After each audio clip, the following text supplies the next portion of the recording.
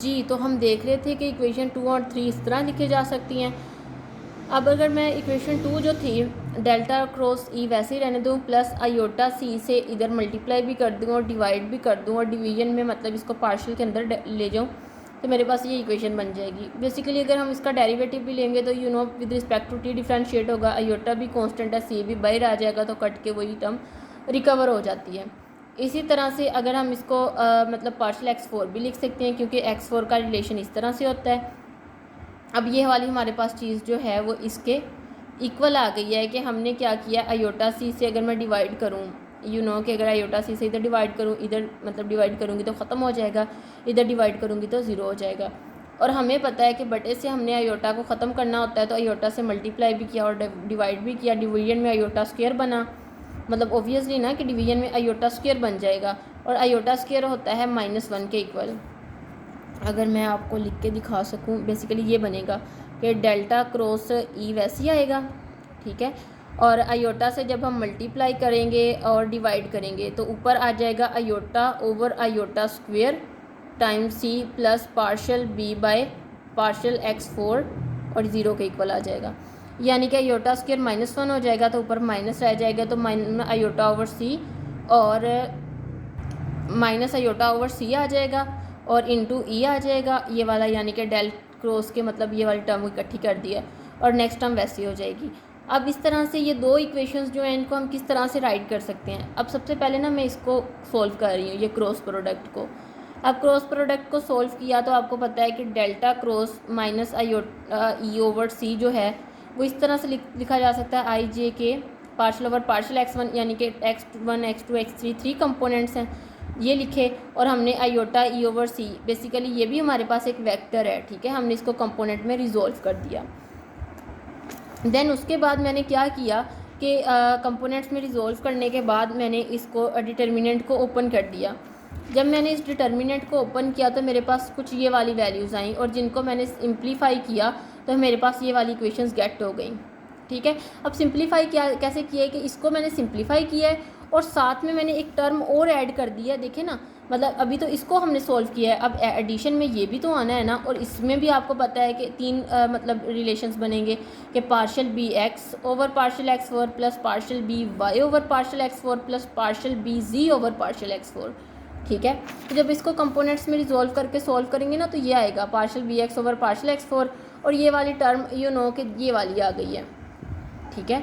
और in the similar way हमने ये वाली चीज़ को सॉल्व किया, या फिर इसको हम partial B X over partial x1 V Y और इसको मतलब इसको हम कहते हैं कि ये ज़ीरो के इक्वल है which can be written as, और जिसको हम लिख सकते हैं। अब बेसिकली ये क्या किया है उसने, हमारे पास ना ये वाली इक्वेशन थी, मतलब एक इक्वेशन ये थी और एक इक्वेशन ये थी।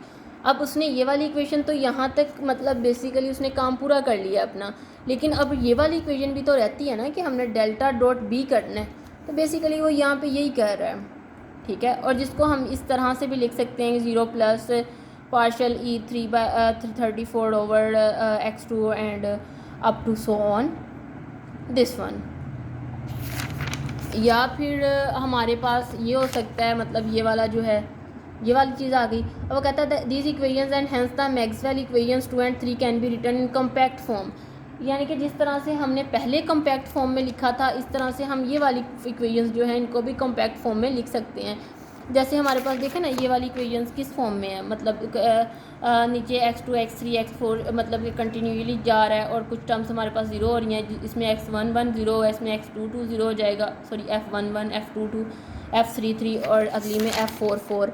तो इसको जब हम ना इसको कोवेरिएंट फॉर्म में लिखें तो इक्वेशन नंबर 6 बनती है कि यहाँ पे अगर 1 पुट करें यहाँ पे भी 1 आएगा, जहाँ जहाँ पे लैम्डा है 1 पुट करें, म्यू को 1 पुट करें और इसी तरह से वी को 1 पुट करें तो हमारे पास फर्स्ट में कैंसिल हो जाएगा, आइडेंटिकली सेटिस्फाई हो जाएगा।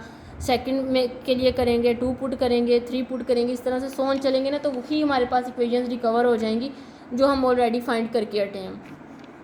अब वो कहता है equation 4 and 6 represent the Maxwell's field equations in terms of electromagnetic field tensor F mu V defined by 3, यानी कि जैसे हमने पीछे 3 इक्वेशन नंबर 3 बेसिकली अब वो किसको कह रहा है, इक्वेशन नंबर 3 बेसिकली इसको कह रहा है कि हमने इलेक्ट्रोमैग्नेटिक फील्ड जो टेंसर था ना उसमें हमने इक्वेशंस अपनी फाइंड की हैं, और वो कौन कौन सी इक्वेशंस हैं? वो इक्वेशन नंबर 6 है, और एक इक्वेशन नंबर 4 थी। यस, दिस वन, ये वाली इक्वेशन नंबर 4 थी। यानी कि हमने इलेक्ट्रोमैग्नेटिक फील्ड टेंसर की फॉर्म में इसको डिराइव किया है। अब वो कहता है कि as tensor equations are invariant under coordinate transformation they represent the covariant form. अब ये वाली अंडर मतलब ट्रांसफॉर्मेशन ना कोवेरिएंट होती हैं, यानी कि इनवेरिएंट होती हैं, इनमें कोई चेंज नहीं आ रहा होता। तो ये इस तरह से इक्वेशंस 4 और 6 जो है ना वो covariant form of Maxwell's field equations को रिप्रेजेंट करती हैं।